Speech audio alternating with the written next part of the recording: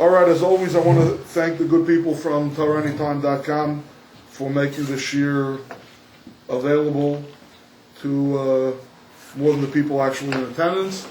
And we're going to dedicate the Schutz of the Limit Torah from tonight's year, Shiurim, to the Refuah Shlema of Yaakov Meir Ben Buna, Tzei Chevet Baschana Masha, and L'Havl Ben Chaim L'Chaim, L'Il Nishma Yehuda Ben Nachum. Amen. Okay, so we're learning tonight. We're starting off the Shir in Minchat Chinuch here at Camp Svard, and I can't promise that it's always going to have even a tangent connection to the parsha, but I want to explain my motivation for picking this mitzvah tonight. We're doing Mitzvah Memches, which actually appears in Parsha Mishpatim, and it's a mitzvah of not striking one's parents. Vasepis. So, in this week's Parsha Vaychi, the Masil Sisharim, in B'derech Chniyas HaZahiris, in that parak, he brings a longer shmuz. He goes to great lengths to explain the concept in the Darchei HaShgacha called Svivav Nisara Miyad. It's such an Hogu Kaviyach but Eibishter that the bigger tzaddik you are, the closer you are Kaviyach to the Eibishter, the more exacting the Midas HaMishpat is, the Midas HaDin is. And this is one of the ways he uses to motivate people that shouldn't live an unexamined life. It's B'darchei Chniyas HaZahiris. If you understand that even the greatest tzaddikim don't escape the Midas HaDin, so what should we, as Uli Haker, what should we, when you're comparing tzaddikim, the metaphorically are tzaddik Katamar Yifra Haker, Balvanius, got these big trees and these little hyssops sticking out of the cracks in the wall. What should we say? We're in even worse shape, right? So he speaks about a lot of Anshe HaTanach, Ishe HaTanach, and the way the Rabbi Shalom was mendaktek with them Kachut Asayra, Mamish, a hair's breadth, stepped out of line, and they had to endure severe punishments. So he talks about Yosef Tzaddik, and he says that all the Shvatim, all the other brothers of Yosef lived to be 120 years old. Yosef died the youngest, he died after only 110 years. Which that itself is Midrash's Chalukas. There's a medrash that says that Yosef was the last of the brothers to die, a medrash says Levi was the last of the brothers to die, they didn't have equidistant, they weren't all pumped at 120. Be that as it may, when he's bringing the various averis, the various opinions in the medrash of what the small misstep that Yosef Tzaddik did that caused him to die earlier than the other shvatim, so one man says it's because he was soivel, he endured the other brothers, referring to Yaakov as Avdecha Avinu. That was a pagam and kibudav, right? And the other shot was because he was chaynetim. He mummified him, he embalmed him, right? Hashem says to Yosef, Al Tiri Tailas Yankov. Yankov doesn't have to worry from a worm. Decomposition doesn't happen to the tzaddikim. You're worried about what's going to happen to the body of tzaddikim, don't worry about it. I take care of my tzaddikim. It was considered epis etvas.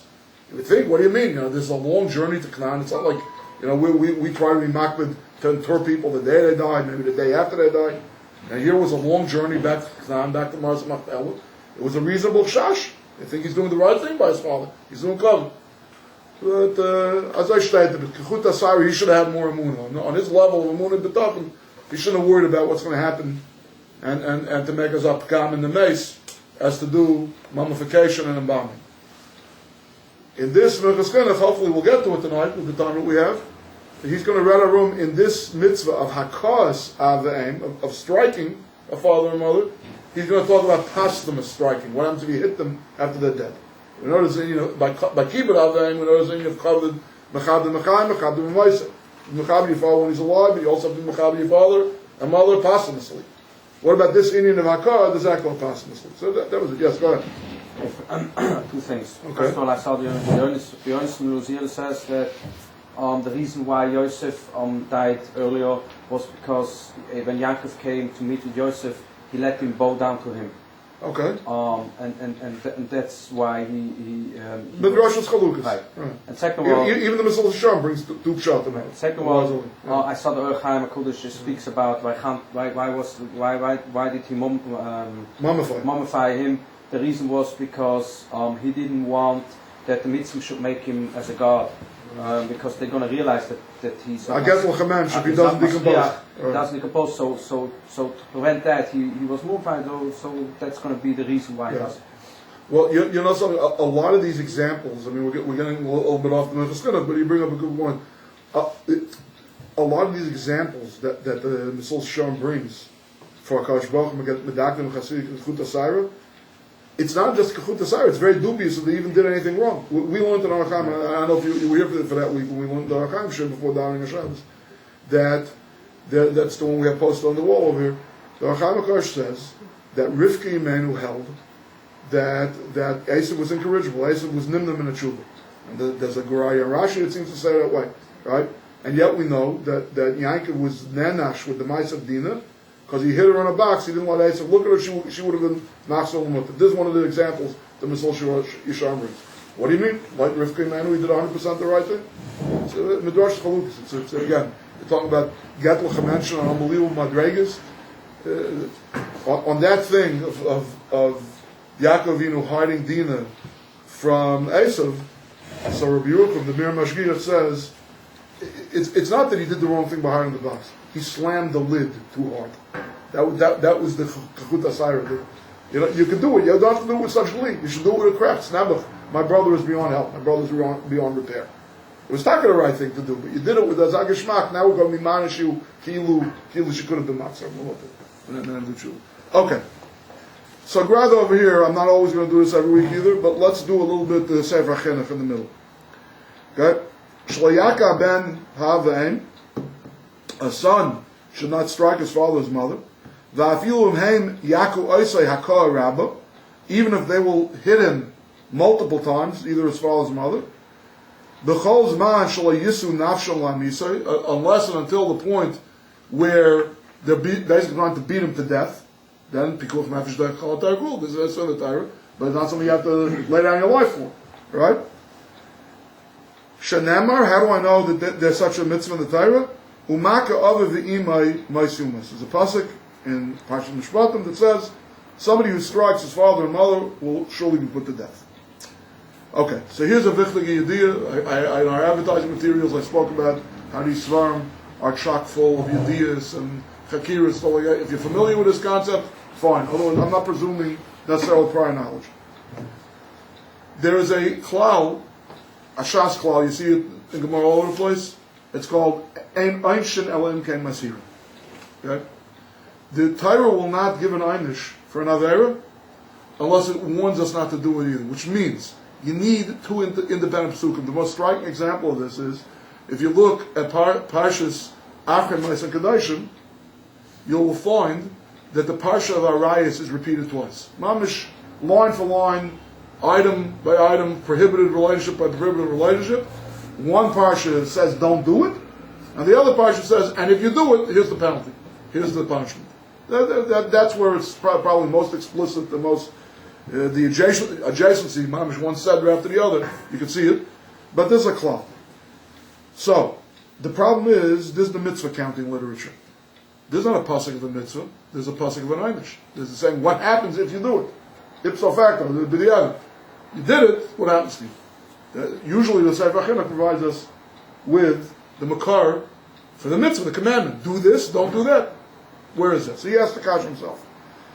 Next paragraph. Aval pishalei hizer akasav beferish al zeh sheyomer al taku ha'avos. There's no explicit pasuk anywhere in the Torah that says, do not strike your parents. Which is really the kind of pasuk we're looking for. Something along those lines. Al shakasav einish hamaka oisam. All the Torah does is say the punishment that accrues to somebody who does it. The derech hatalmud loylam lishol b'nei kazev v'loymar einish shamanu azhar minayin. And whenever you get a pasuk that says sakol yisakol mois yumas, the mayam bam, all the various expressions in the Torah that mean an einish of misa and bezdin, right? The Gemara will always ask einish shaman. Okay, the Torah let us hear that you get punished for it. But where's the azhar? So he's asking this. I have a teretz for that. Ask a kasha, we have a good teretz for it. Here's the teretz.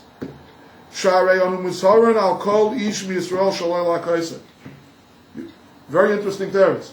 There is no drasha, there is no explicit Torah pasuk anywhere in the Torah that says, do not strike your parents. It's the generic Isser, not to strike another Jew. And even that's a very interesting pasuk. It's kind of like the other end of the spectrum in Ben Adam Chaveri. Ben Adam Chaveri, there are a lot of self-help books out there how to deal with difficult people. Okay?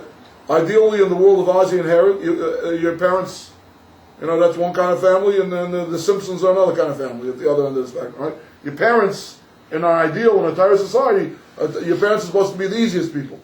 The ones who you owe the greatest debt of Hakaras HaTayv to, the ones who brought you, certainly, L'chayal HaMazeh, ideally, L'chayal HaMabah, right?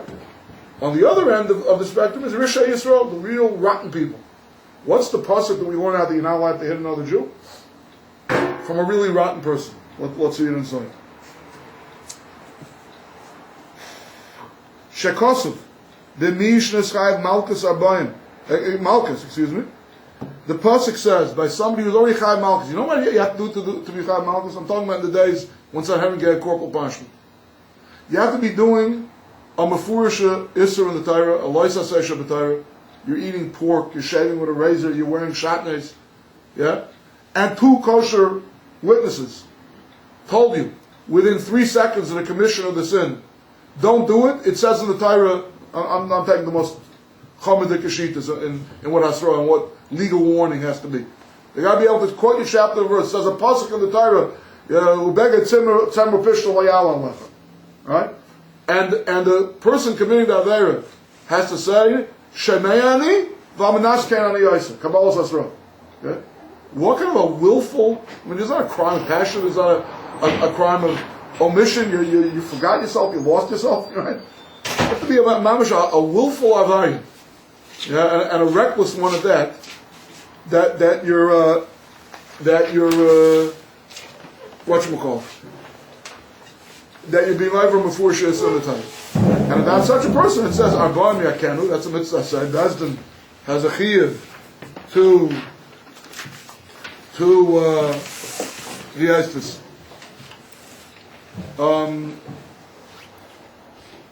administer a corporal punishment. Arba'im Yakenu, incidentally, doesn't mean 40, it means 39.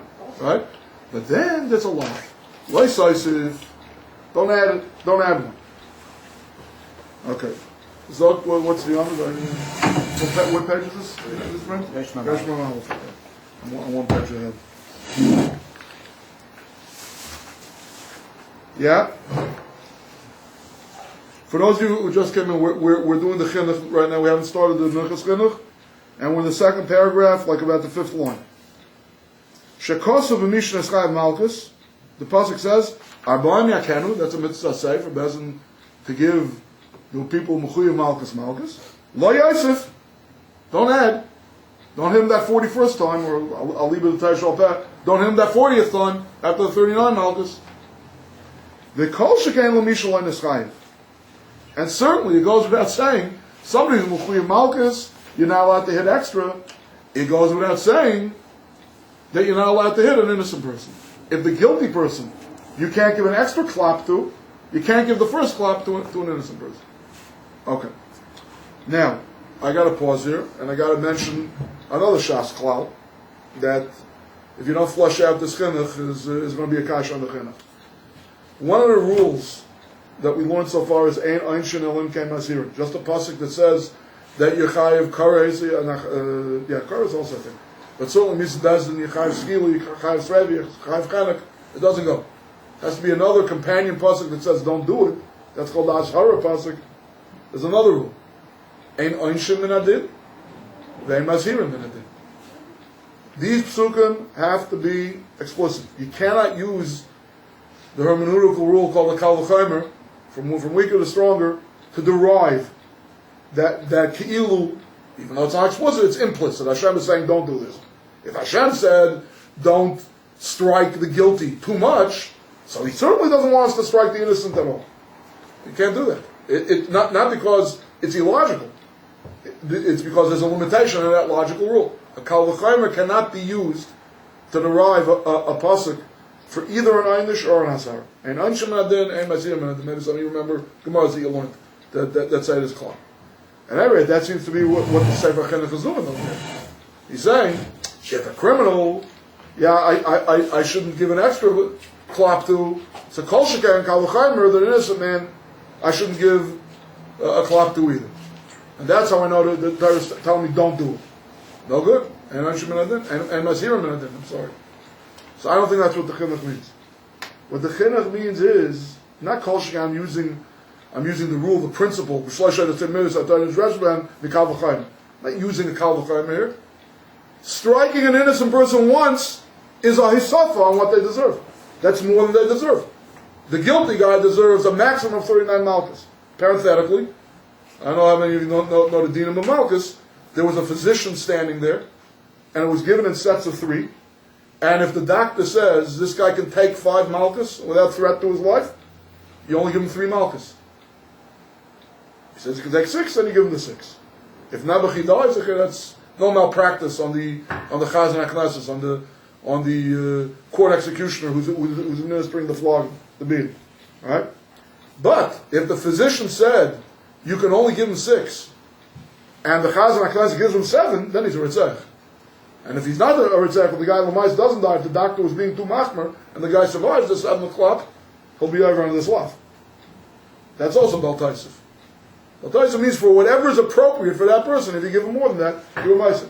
So for an innocent man, the first klop is that's what it means the kol sheken, not the limit of a kol sheken.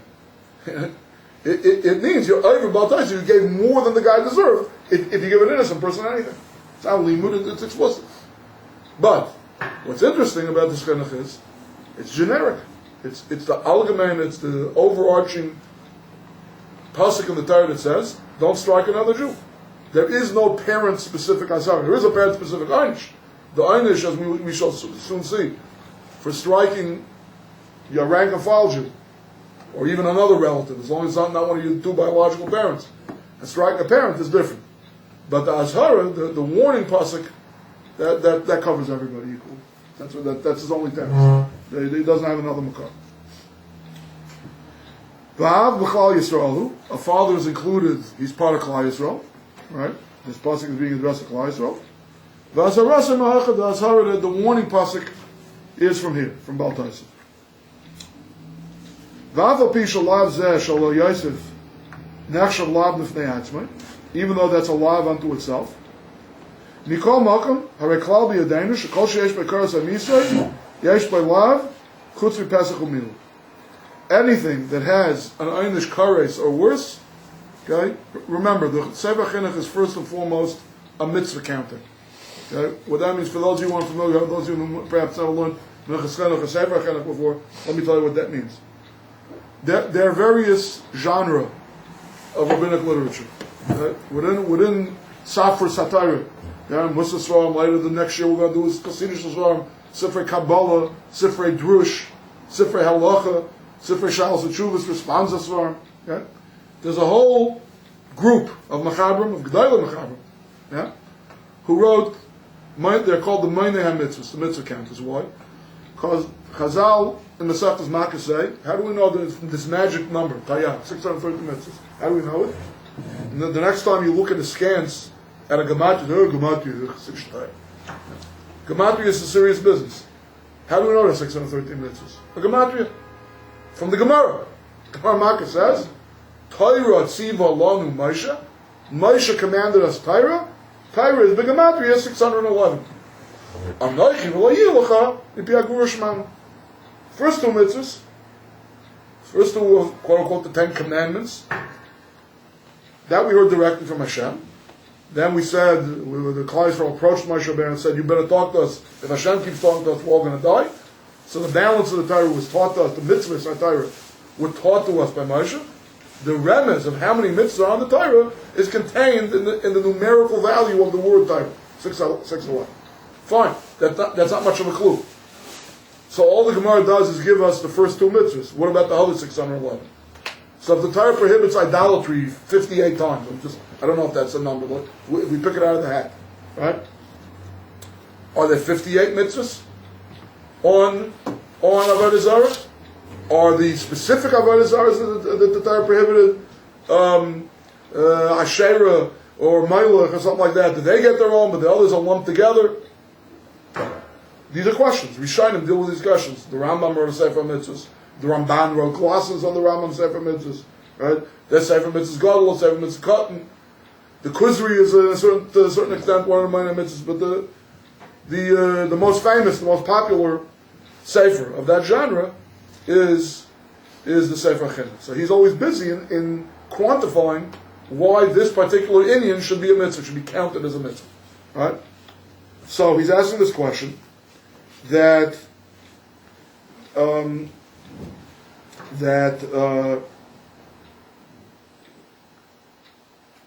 this is a separate law. So how can it be the law for this? So the best answer to that he comes up with is because it has to be a law. Because look at the punishment. The punishment is capital. There are only two mitzvahs asay in the Torah that have capital punishment. There are only two sins of omission. If I fail to do something, I'm gonna get kares or worse. Actually, it's only kares. It's not worse. If I fail to bring the Korban Pesach, if I fail to get circumcised, right? But every other kares or chiyuv misa in Besdin is a law, is a negative commandment of the Torah. So I'm stuck. I'm up against it. The Sefer Chinuch is saying, I know there must be a law on this. It can't be a mitzvah asay.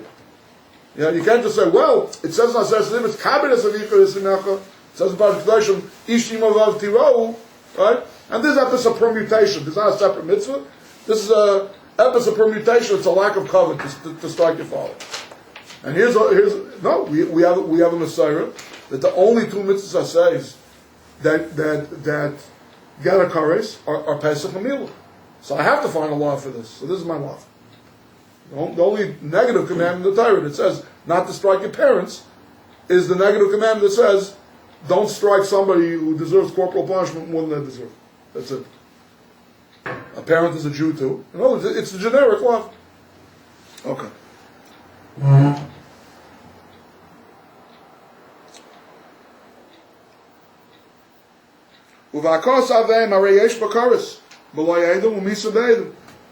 Striking your parents, if you do it premeditatedly, not by accident, and there are no witnesses, it's a chiyuv kares.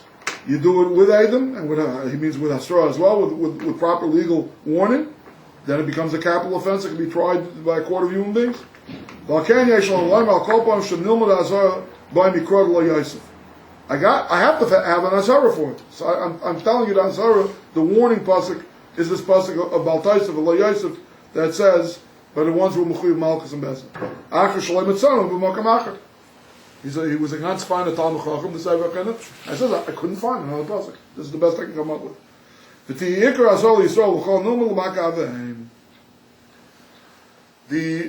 azhara is going on all Jews. It's generic, but it includes parents as well. Okay. We're now ready to start the Minchas Chinuch. Okay, so let's start with the right-hand column on top. Actually, we can start with Eis Beis. Diya mitzvahs. Ein Shas Sanhedrin Pedal on days around Perkel Hey Mimamrim. The Echtadim V'Kitzah Kedaki Bez Hashem. Also, we're doing here the 48th mitzvah of the Torah according to the count of the Sefer Chinuch. The early part of the Sefer, he's always engaged a little bit in self-description. He says, "This is what I do in this composition, in this work of mine. This is what I don't do." All right. So he says, he'll often say, if the Achrayim are mefalfel about a certain chakira, go look there. The Torah is already written. That's not my gig to write long pulpul. Right? So same thing. He doesn't give an exhaustive dinim. They look in the Paiskim, look in Shulchan Aruch, look in the Rambam. You'll see when the Sugis and the Gemara, you'll learn all the dinim. I'm just going to write a digest here. Hine. Hamak. Okay, so let me just give by way of introduction so you can understand this passage of the Minchas Chinuch. There is a Talmudic, a Torah concept of double jeopardy. In American law, American jurisprudence, double jeopardy means you cannot get tried twice for the same crime. If you're found innocent of a crime, okay, you're declared innocent of a crime, they can't try you for the same crime again. Forget it. If you're found guilty, you can appeal the decision. But if you're found innocent, they can't try again. That's the law of double jeopardy. Once you're innocent, you walk away a free man. The Torah concept of no double jeopardy is, let's say a person does one act that incurs multiple punishments. we can only punish him once. For a single act, even if it is a multiple crime, that single act, Bezdin Shalmata, the human courts are not empowered to enforce more than one punishment. Generally speaking, the default rule is, and again, maybe some of you with a yeshiva education have heard this is a pretty famous, Talmudic concept. General default rule is something called Kamle B'derabminei. We set them up with the greater of the two. Right? If there's a lesser punishment and a greater punishment, we give him the greater punishment and we let him off the hook, so to speak, for the lesser punishment. Again, not that he's not mechuyev the other punishment, it's just a bezin can't enforce it. There are certain exceptions to that rule, where we actually give him the lesser punishment, and because of receiving the lesser punishment, he cannot receive the greater punishment. And we're about to learn one of those exceptions to the rule.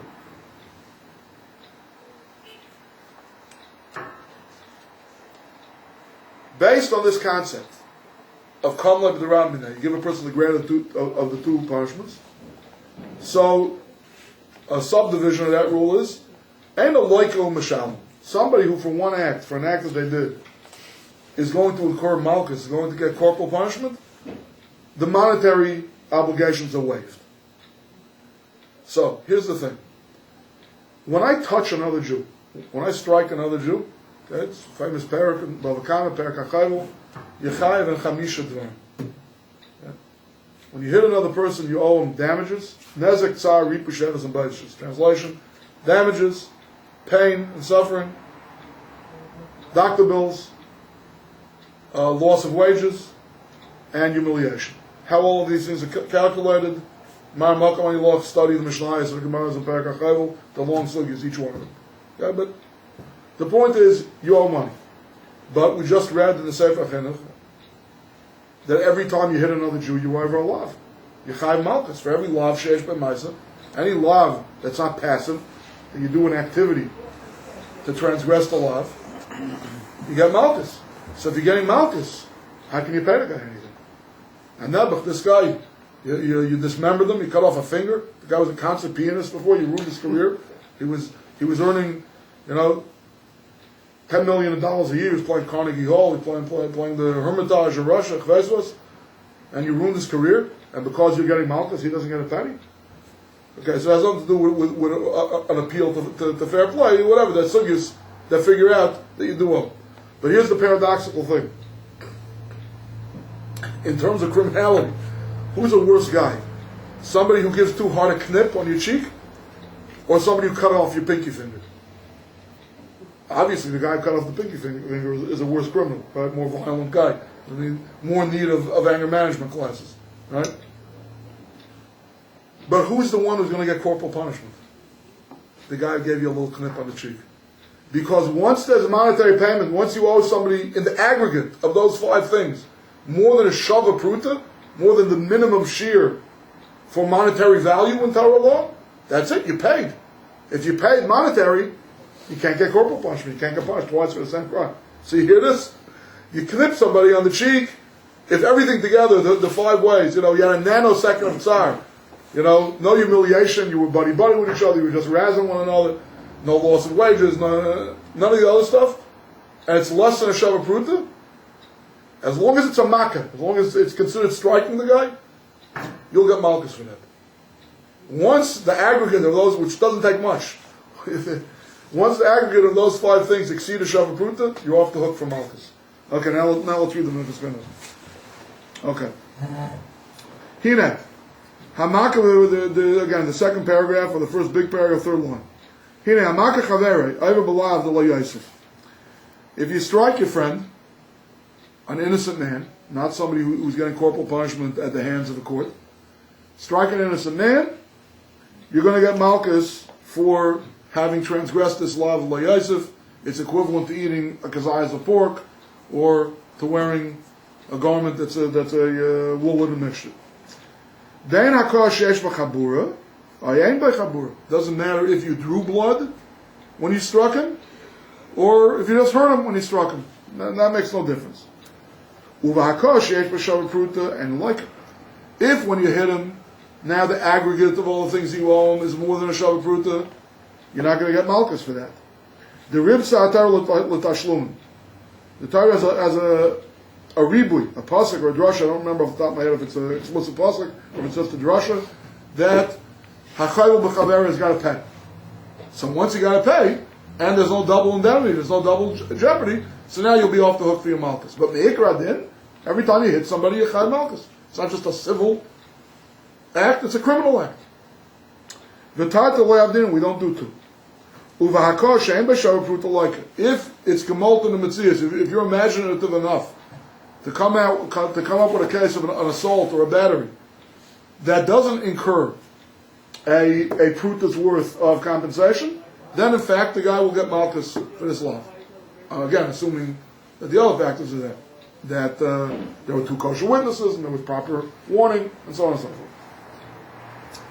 The key then mamain like Allah, because since there is no monetary compensation, you'll get malchus for the negative commandment.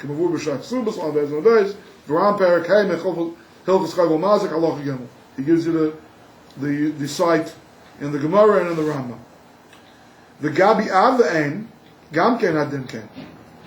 So, now that the Chinuch told us that this is the only pasuk in the Torah prohibited striking your parents, so the din should be equivalent, the din should be the same thing.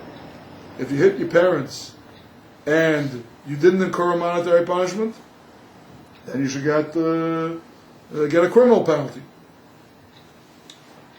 In Hikakah She'en B'Chabura, if you struck your parents in a way that did not draw blood, parenthetically drawing blood over here doesn't necessarily mean that the blood broke the skin. A bruising of like a blue mark could also be called a chabura. Okay? Mishalim b'shashava pruta. When it's a shava pruta, you'll pay them. Uv'pachas b'shava pruta loika. Less than a shava pruta, you'll get malchus. Ach b'hika aveim akash yesh b'chabura. But here's something special. Here's a special category that's not the generic prohibition. There's something specific to the parent-child relationship. If a child hits a parent in a way that bruises or bleeds the parent, it's no longer a question of corporal punishment versus monetary restitution. Now we're talking capital offense. Yeah? Yeah? The Torah is machadish. We read the pasuk u'makeh ava v'imay ma'isumas. The definition of makah means something that's a chabura that draws blood. That's the death penalty. In Cain, enu mishal mafilu b'akash sheshav pruta. When did the Torah make a ribui that you have to make monetary compensation if the alternative is malchus? But if the alternative is misa, then we say kol around, and then you get the death penalty and you're off the hook for the monetary restitution. Ki misa peteres matashlumen the kimle b'derav. Misa always patters the death penalty, always exempts a person from monetary restitution. That's the rule called kimle b'derav. We set them up with the greater of the two. Then misa el be'edav asra k'shar chayvim misas. Striking your parents, you would not actually get the death penalty unless there were two kosher witnesses and a proper warning. Kol makam afilu lo yisru by lamisa and a mishalim. Even if they did not warn him, he still doesn't have to pay. The kaimalan chayvim misas shaygim b'tur mitashlim. The rule is that once the level, the threshold of the thing that you're doing is a capital offense, even if you get off on a technicality, even if practically speaking, you're not going to get capital punishment, you still don't have to make monetary restitution. Chayve misa shaygin pata from tashlum. You forgot that there was Shabbos. You went archery. Right? You were shooting bows and arrows. And as you were shooting an arrow that traveled more than 4 amas in Rosh Hashanah Deraisa, okay, you cut through a bolt of somebody's very expensive silk. Okay? So certainly, if you knew that there was Shabbos and the Edom warning you, don't do this, you're going to be put to death for desecrating Shabbos, you certainly don't have to pay for the bolt of silk. But even if you thought today was Wednesday, or you thought that archery was allowed on Shabbos, so that we find a shaygin on Shabbos, shaygin malacha, you still will be off the hook for monetary payment. So he's saying over here that if you struck your parents and there were no Aiden, and practically speaking, you're not going to be put to death for wounding, for bruising, or causing your parents to bleed, you still don't have to make any monetary restitution to them. Ein Rambam Shom Perek Dal Lochazayin Ein Shom. Let's say the Edom got it wrong. They didn't realize there's a difference between parents and Stam Jews. Right? And they said, hey, don't hit your parents. If you hit your parents, you're going to get Malchus and Bezin. Or maybe they don't realize the relation. They don't understand that Yosef is Yaakov's son. Yaakov is a very youthful looking guy. He looks like a cousin. He doesn't look like the guy's father. Don't hit that guy. You're not allowed to hit any Jew. It says Baltaisif in the Torah. So then the din is Pater mit Tashlum Machmas Chai B'Misa Shaygin. You'll still be Pater for Tashlum because of this rule of capital offenses that you do b'Shaygin. The Chai Malchus. But since you got an Asra for Malchus, you will get Malchus. Okay, so here we have, this is very clever what the Minchat Chinuch is doing. Here we have finally a guy who gave a Gesundte Zetz, right, who is not going to pay, but will get Malchus. He won't have to pay because Kim Levi Ramna, Chayv Misa Shagim. When Maisa, what he did was a capital offense. He didn't strike a stranger off the street, he struck his father or mother. So that's Chayv Misas. So that patters him from Tashlumin. Once you part from Tashlumin, there's nothing to prevent you from giving the guy Malchus. He got a straw from Malchus. There's a law in the Torah prohibiting what he did here. Right? So the hakar that he gave, the bleeding or the bruising that he rendered, right, is worth more than a Shavah Pruta. But you'll still get Malchus for it. Okay? To the best of my knowledge, this is the only way. Okay? If ever you're in a Torah Chidon, and say, how is it possible to strike another person, a hakar, that costs more than a Shavah Pruta, but you'll still get Malchus for the law of like I say on the Arbaim? The answer is if the victim is your father and mother. Chayv mis shaygin and part of the Malchus. Chayv mis shaygin can pater somebody from a monetary obligation that they incur with the same act, but not a v'estis a chiyuv Malchus, a corporal punishment. Aychulin peyal von beis ram pey gebed shrita loch zayin einsham. If you hit your parents in such a way, you'd be Chayv Malchus like any time you're Chayv al Ish Yisrael where monetary restitution does not come into play. So normally the only way that's possible is if you hit them so slightly that it's not worth the Shavah Pruta. But here he came up with a theoretical case where it is a Shavah Pruta and he's still Chayv. Okay, any questions or comments on this before we move on? Is this clear? Okay, so let's recapitulate all the ideas and halachas that we learned in the shtickle so far.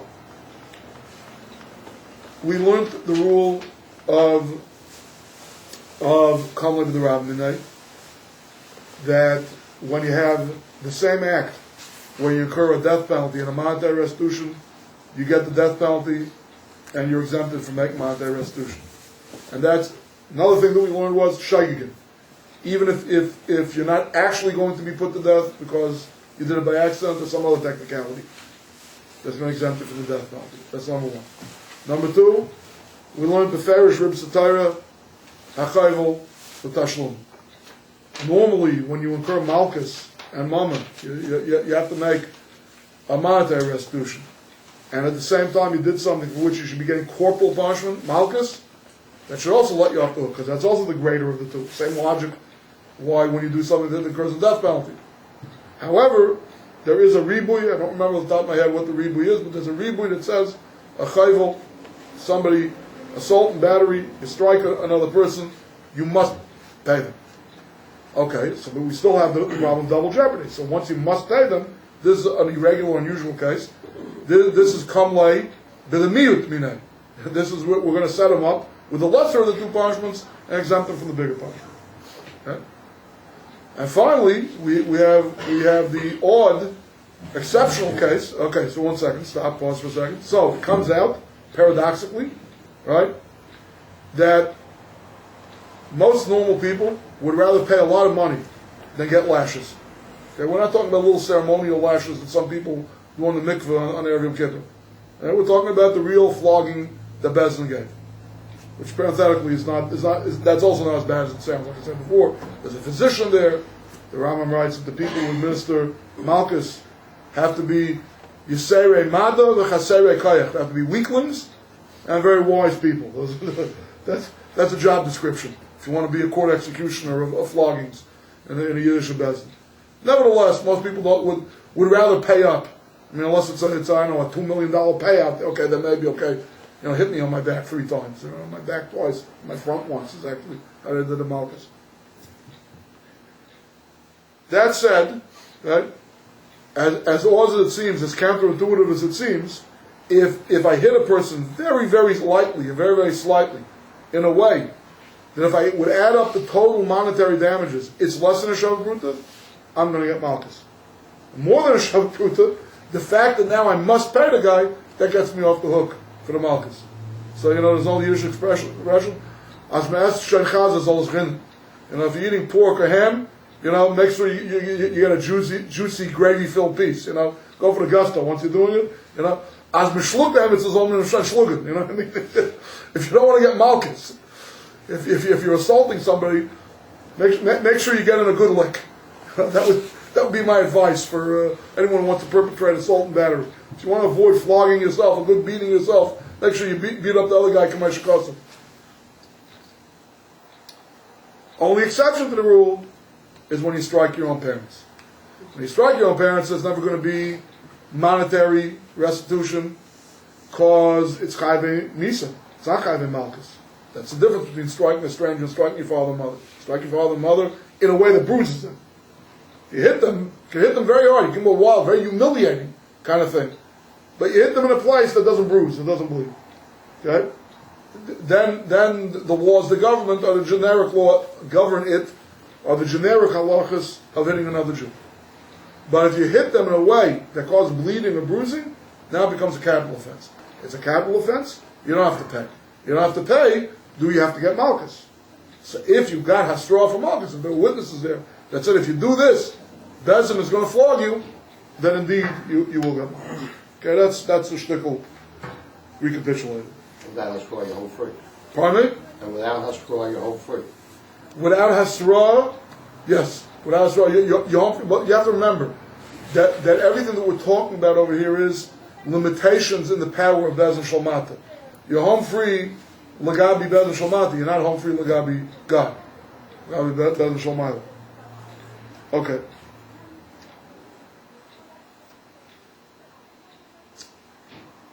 Okay, I think we can do the next shtickle and the one line that I did before. The nearly niyastaiti. Okay, now the Minchas Chinuch is going to be mechadish halacha b'svar from his own svar. The nearly niyastaiti. The zeh shechiva hatayra b'makav v'imai or b'chaverai hainu dafka b'loy rishus. Now, again, we're going a little bit far afield. We're trying to learn halacha here. We're trying to learn lumdus over here. But let's talk Jewish ethics for a moment. If I would put a question to you, and I'm going to put a question to you, let's go around the room, see what happens. In a Torah Weltanschauung, in a Torah outlook, are we the owners of our own bodies? What do you say? No. No? You? No. No. Again, no. Right? Torah doesn't allow abortion on demand. Torah doesn't allow tattooing. Torah doesn't allow cutting. Torah doesn't allow organ donation. I'm not the balabas of my body. Right? That's what I would think. Get ready for a radical Minchas Chinuch. Listen to what he says over here.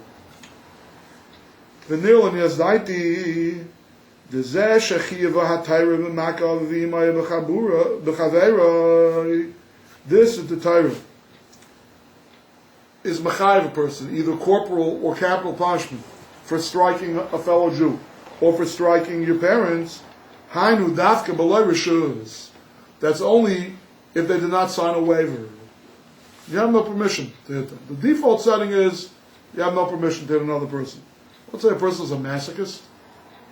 Let's say a person is not a masochist. Let's say a person has some inyan in tshuva. This is their idea of penance that they need to get non-professional makas from somebody. Yeah? I don't know. I would think the average child gives the average parent enough grief without actually having to physically strike them. You get your daily dose of aggravation from your kids. But here we have a case where parents would actually give permission to their children to strike them.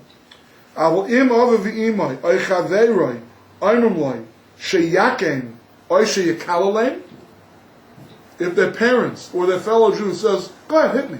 Go ahead, curse me. Okay? then you don't incur any penalty at all. And over Balava Zev and Echai Malchus V'lei Misa. I can't say you don't incur any penalty at all. Whether or not this would help to get you off the hook for monetary restitution, I don't see this addressing that point directly.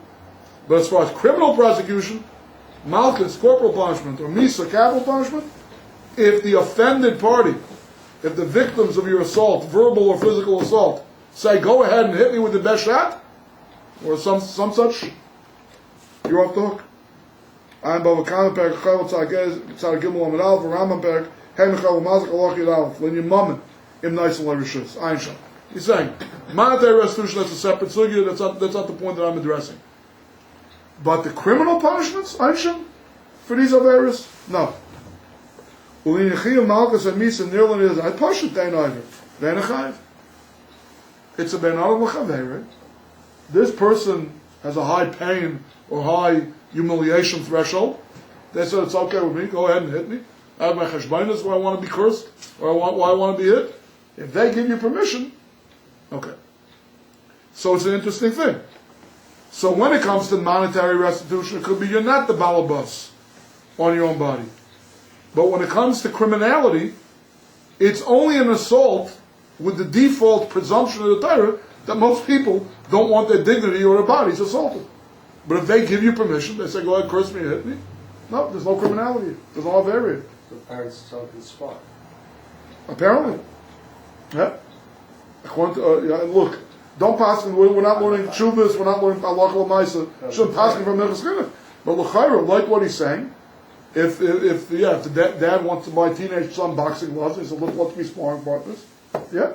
You're going to come out bruised, it's a capital offense. No, he said hit me. I mean, I was thinking more ecclesiastically, a guy says, to Erev Yom Kippur, son, I need Malchus. Go ahead, hit me. Tati, they couldn't get somebody else. There's nobody else around. Go ahead, I'm telling you, I need this for the Averis. I need Malchus. I mean, that's what I was thinking. But the motivation, I don't think should make a difference. Yeah, I don't see why. I can't see his throat in Mechalak. Now he's quoting a Rambam to support this Kiddush.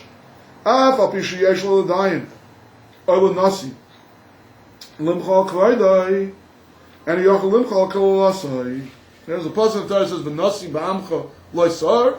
Shouldn't curse a king or a tribal president in your nation, right? So you're not supposed to be haughty. You're not supposed to be full of hubris if you're a king or a nasi of a shevet. You can be Michael on your cover. You can be Michael on your cover, but don't be Michael on your klala. Don't tell the person, go ahead, you can curse me. That you shouldn't do. V'chein shar ha'am. It's not just for the leadership; it's for the rank and file people too. Af al pi shemachal hamakulo.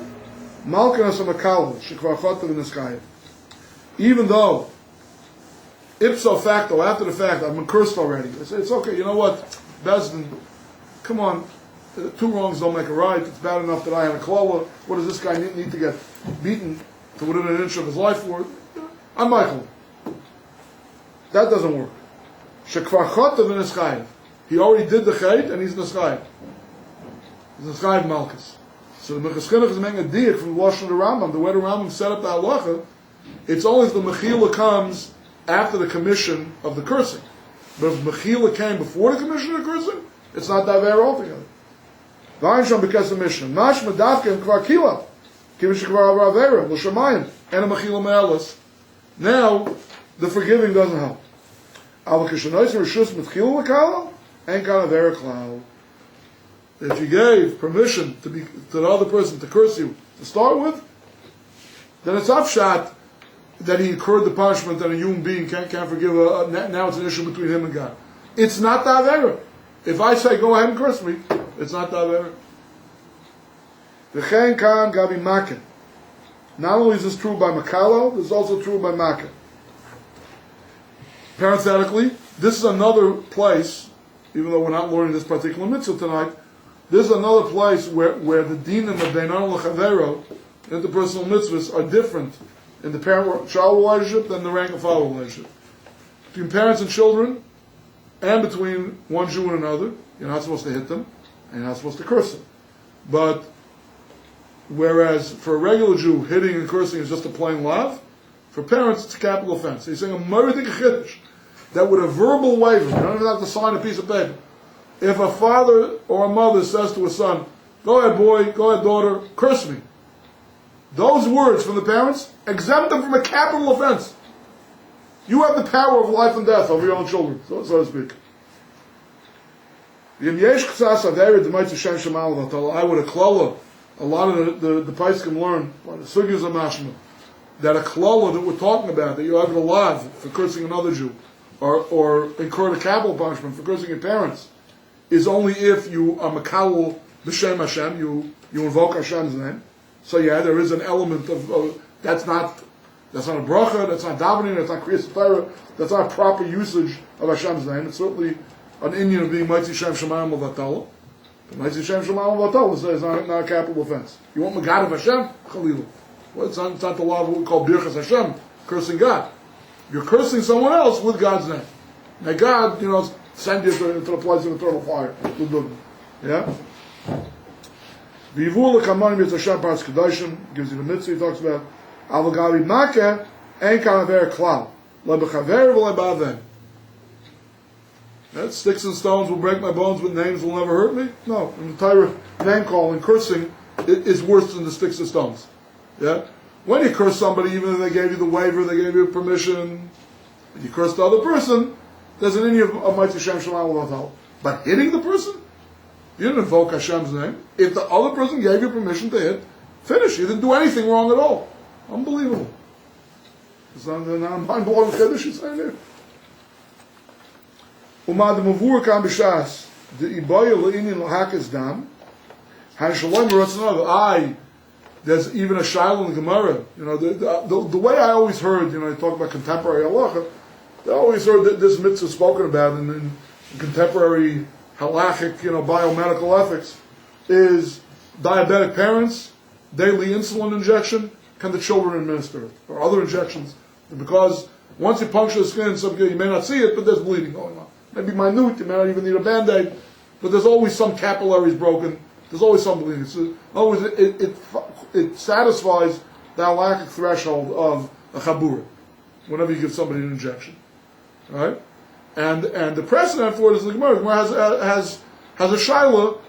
In the times of the Gemara, it's actually a homeopathic remedy that goes in and out of style every couple of decades. Bloodletting. They used to have such a concept of bloodletting.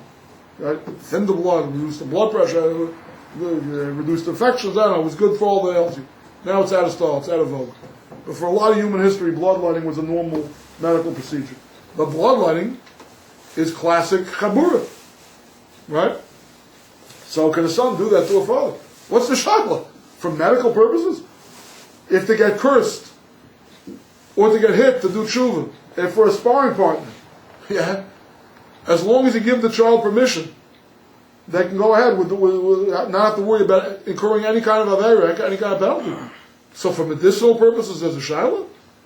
So he's making a kimta. I don't know if all the Mepharshim agree with the Minchas Chinuch. He says that question in the Gemara is when it's against the father's will. Father says, I'm squeamish. I don't care that bloodletting is in vogue in the medical community right now. I'm squeamish. I start to faint when I see a drop of blood, certainly my own blood. I don't want you to let my blood. Okay? He didn't give you permission. So now, it's a child of Maisa, it's good for the father. That's why it's a child in the Gemara if you're allowed to be makas dam. The son can be makas dam from his father. But if the father gave permission, 100% is mutter.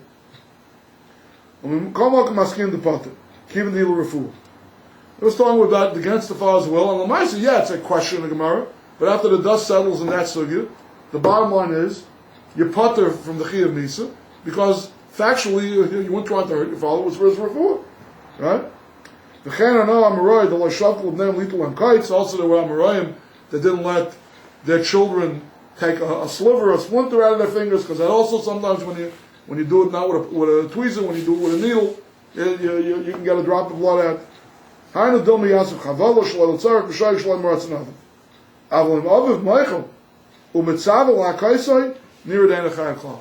If the father gives permission, and certainly if he commands the son to hit him, then there's no chiyuv. The same thing is true of your friend, not your father. Even though I didn't find this anywhere explicitly in any of the earlier paiskim, I have broad shoulders, this is what I'm passing. The Minchas Chinuch says. To me, it's clear. He's issuing a clear heter for hitting and striking your fellow Jew or even your parents, as long as you have their permission to do so. Okay, now this little two-liner is really the main reason why I chose to do this mitzvah tonight. For those of you who came late, I'll just reiterate. There's a medrash that says that the reason that Yosef was nifter earlier than the other Shlomo lived to be 120, and Yosef only until 110, one school of thought in Chazal is because he embalmed and mummified his father. New embalming, right, requires posthumous striking and bloodletting. Right? You got to drain the blood vessels of blood, and you got to put in the embalming fluid. Whatever the ancient Egyptians used for embalming fluid, probably better than anything they use today, because their corpses lasted thousands of years, and ours last a couple of years. So I don't know what their formula was, but it was something. The point is, that's classic posthumous bloodletting. Now, why would I think that posthumous should possibly be anything? Because when it comes to the relationship we have with our parents, unlike all other relationships, it does not disappear with death. Because when it comes to kibbud av, there's an inyan of machabdei b'maaseh. Within 12 months of your father and mother's patira, you're supposed to say Harinei kaparas mishkaveh, and after 12 months, you're supposed to say Zechron l'vracha l'chaya elam haba. Right? So there are inyanim of kavod, even posthumous. Zok Minchas Chinuch, and with this we'll end tonight. The davka b'maka mechaim, avalacha misa patat l'shaya chabura, kainu Mishnah kan peyayam beis. Okay, I was wrong. He doesn't say that you're pater because this mitzvah only applies when you're alive. He says it's not called a chabura, even though it involves drainage of blood. But if the heart's not pumping, that loss of blood is not called a chabura. Okay, that's it for the Minchas Chinuch shir. We'll see, even though we're not having Ma'ariv tonight because it's a tainus and everyone davened earlier, but we will break, and maybe we'll get a few more people for the next year. I would just ask those of you who have not signed in yet for the first year, you just sign in on the sign-in sheet. If you don't mind. Yes. I was almost certain that you were going to bring up the idea of spinning. Spinning what? Spinning at a person. Is that hitting? Oh, spinning. Yeah. I mean, you know. Grabbed out of today's headlines. Reason, Yeah. Okay, good question. Again, you know, any similarity between me and a big paisik is purely coincidental. But we're talking and learning. We're talking through the end. Like my hashara, okay, I cannot see that there's any specific inyan about spitting at one's parents. Yeah, kibbud aveim or ma'ir aveim, other mitzvahs to govern our relationship with our parents, honor and fear, right? But in terms of assault, spitting can definitely be an assault. There are many cases that the Gemara talks about in the Gemara in Perek HaChayvel, where you're chayav for baishas. Well, not the maximum that you could incur in terms of monetary penalties with another person are 5 different kind of payments. That's the max. But there are all kinds of permutations where you could have 1 to 4 payments. Right? So Gemara talks about what happens if you slap somebody. It's humiliating, but you don't need to see a doctor for that. You're not going to lose wages. There's no actual damages. Parenthetically, actual damages are determined in entire law by slave market devaluation. That didn't happen either. But you have to pay for humiliation. How to assess a humiliation is a different question. So no question that spitting at somebody is humiliating the person. Right? I didn't know so, pardon me? I didn't know that humiliation could be, Yes, there was a way of calculating the monetary payment. It's actually the most fluid, payment in Allah. The Lashon of Gemara is hakol lefi hamavayish hamisbayish. Totally subjective. Totally depends on who's dealing the humiliation and who had to incur the humiliation. Okay? Right? So does spitting take on the same idea of hitting? No, it can't. It can't. Because, hitting in general, yes, but parent-specific hitting, no. Because parent-specific hitting requires bloodletting. If you didn't bruise your parent or cause them to bleed, then it's just covered by the generic thing. But so Jew to Jew, Okay? Right. Is spitting the same? Is that the same Indian as hitting, or is that throwing? I mean, what's the spitting? Unless it's The defined halacha specifically. recognizes having to make monetary restitution for humiliating another human being. So it has no, so Okay. spitting removes. Well, I'll tell you. Here's the question. Yeah, let's say you spit at this person. Yeah, Reuben spits at Shimon, and a little peripheral vision, a little peripheral spittle. Unintentional hits Levi. So Levi is a little bit miffed, but it wasn't terribly humiliating. Okay, so you have humiliation, but it's less than a Shavah Pruta. Would you get Malchus for that? I don't think so. But here's the thing, right? I don't think that the pasuk that says La Yosef by corporal punishment, it says yakenu. It's got to be an act of hitting, of striking the If person. somebody, so the question is, what defines striking? How do you define striking?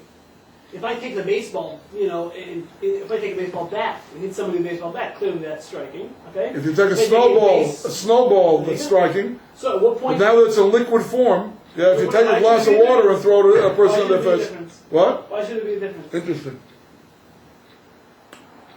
It's a different object. Unless it brings an idea of But something. if the object is a implement of pain, it's a deliverer of pain, then I hear it as being a makkah.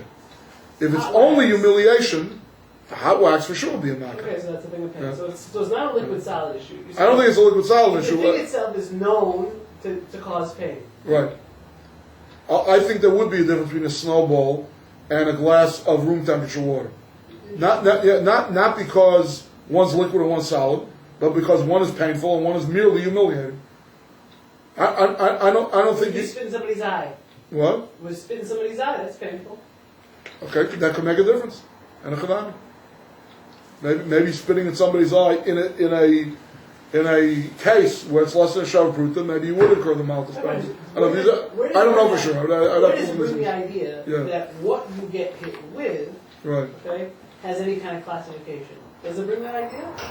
That's my understanding. My chiddush. My understanding of reading this secondary source, where it says, Arbam Yakenu, Lo Yosef, the Makar in the Torah that you're not allowed to hit another Jew, is said by the one meting out corporal punishment for the Bezdin. So I'm looking for something that's akin to that. So to me, if giving somebody corporal punishment is not just humiliating the person, it certainly is humiliating to the victim, to the criminal, I should call him, to the sinner, right? But it's more than humiliating, it's physically painful. Okay, so you're saying that it's physically painful. That would define the media. Hakah, the word is, the prohibition of Torah is, there's a positive mitzvah. Arba'im Yakanu, hit him 40 times. Lo Yosef, not more than 40 times. Lo Yosef what? Lo Yosef, a hakah. It's got to be a makkah. My understanding of a makkah is, you're right, it doesn't have to be something I deliver with my fist. Because the people in Bezin are not hitting with their But we fists. give makas for things that aren't related to people being hit. We give makas for other things too. What do you mean, like the makkahs of Mitzrayim? Sure. Yeah, but they were all physically painful. No, but Every makkah that you can think of. Makas for things. Yeah. Okay, this still only instructs about the punishment. Right, Now we're talking about the actual deed. right. Okay? So the question is, does the deed? When you say we give makkahs, you mean the Bezdin gives makkahs? Bezdin gives makas. For what? Okay?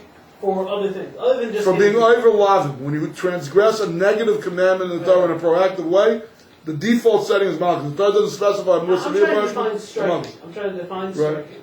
Okay? Yeah. So you're defining striking. You're bringing the idea that it has to be something that's known to cause pain. To me, that's what a I'm makkah saying, means. where do we get that idea? I'm The saying translation of the word, hit. To hit somebody is lahakos. People get hit with wind. They get windswept by wind. They get That's blown what I'm at by saying. I think it's an wind. interesting question. I'm not saying I'm not saying 100% sure about it. I'm just, to me, it would seem that would have to be something that's more than humiliating as physical pain.